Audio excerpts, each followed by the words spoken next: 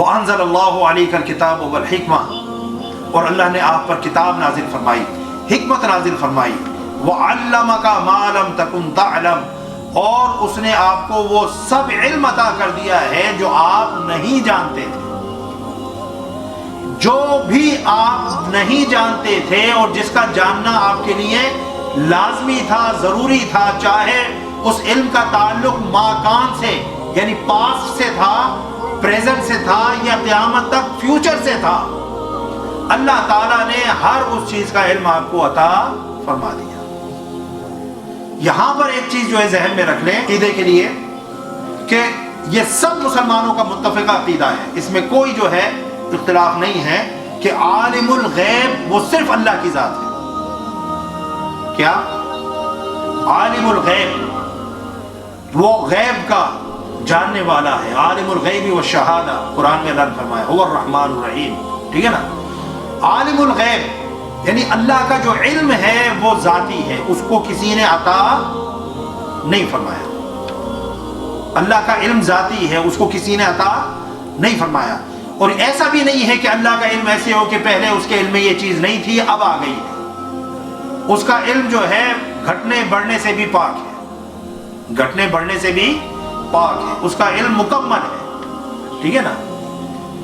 مخلوق کا علم چاہے وہ انبیاء ہوں، رسولان اعظام ہوں، اولیاء اعظام ہوں، علماء کرام ہوں، مشائخ اعظام ہوں، جو بھی ہوں، ان کو اللہ تعالیٰ نے جو بھی علم عطا فرمایا وہ رب نے عطا فرمایا۔ کسی مسلمان کا یہ عقیدہ نہیں ہے کہ نبی کا علم ذاتی ہوتا ہے، ٹھیک ہے نا؟ نبی کا معنی خبر دینے والا ہے، خبر دینے والا، وہ خبر آتی کہاں سے، اس کا سورس کیا ہے؟ اس کا سورس اللہ ہے۔ اللہ اپنے فرشتے کے ذریعے سے ما کان لبشر ان یکلمہ اللہ الا وحیا او من وراء حجاب او یرسل رسولا فیوحی باذنہ ما یشاء انہ علیم حکیم۔ تو اللہ تعالیٰ جو اپنے بندے سے کلام کرتا ہے، کبھی فرشتے کے ذریعے سے کرتا ہے، کبھی حجاب کے پیچھے سے کرتا ہے، کبھی جو ہے مختلف اس کی صورتیں ہیں، جرس کی صورت میں ہوتا ہے، مختلف کیفیات ہوتی ہیں وحی کی، ٹھیک ہے نا؟ یہ مختلف انداز ہے، لیکن اللہ تعالیٰ جو ہے جو علم عطا فرماتا ہے انبیاء کو، رسولان اعظام کو، وہ وحی کے ذریعے سے عطا فرماتا ہے، وہ اللہ کا عطا کردہ ہوتا ہے۔ ما کان اللہ لیطلعکم علی الغیب ولکن اللہ یجتبی من رسلہ من یشاء، کہ اللہ تعالیٰ ہر کسی کو غیب پر مطلع نہیں فرماتا، بلکہ وہ اپنے نبیوں اور رسولوں میں سے جس کو چاہتا ہے چنتا ہے، اور جتنا چاہتا ہے وہ عطا فرماتا ہے۔ ایک بات یہ ذہن میں رکھیں کہ اللہ کا علم ذاتی ہے اور وہ عالم الغیب ہے۔ عالم الغیب کی نسبت جو ہے نبی رسول کی طرف بھی نہیں کرنی چاہیے۔ حضور نبی اکرم صلی اللہ علیہ وسلم کو ہم مطلع علی الغیب مانتے ہیں۔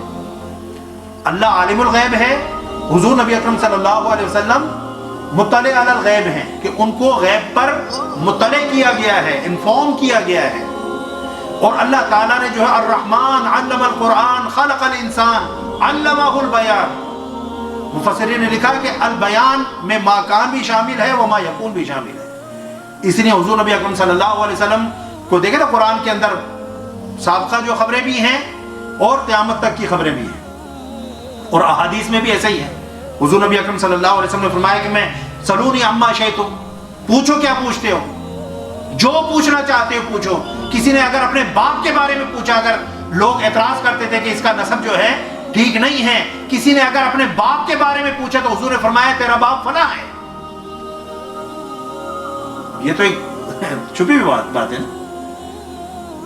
اور صحابہ کرام کہتے ہیں کہ حضور نبی اکرم صلی اللہ علیہ وسلم نے ایک ہی دن میں نماز پڑھاتے تھے، ممبر پر تشریف لے جاتے تھے، پھر خطبہ ارشاد فرماتے تھے، پھر نماز پڑھاتے تھے، پھر جو ہے ممبر پر تشریف لے جاتے اور خطبہ ارشاد فرماتے۔ اور صحابہ کرام کہتے ہیں کہ حضور نبی اکرم صلی اللہ علیہ وسلم نے قیامت تک ہونے والے واقعات کا ذکر اس طرح سے فرما دیا کہ ایک پرندہ بھی اگر آسمان کے اوپر ہمیں اڑتا ہوا نظر آتا تھا تو ہم اس کو دیکھ کر پہچان جاتے تھے کہ حضور نبی اکرم صلی اللہ علیہ وسلم نے اس پرندے کا بھی ذکر فرمایا تھا۔ آپ صحابہ فرماتے ہیں کہ ہم میں سے جس نے اس کو یاد رکھا، جو بھول گیا وہ بھول گیا، جس نے زیادہ یاد رکھا وہ زیادہ بڑا عالم تھا، جس نے کم یاد رکھا وہ اپنے حساب سے۔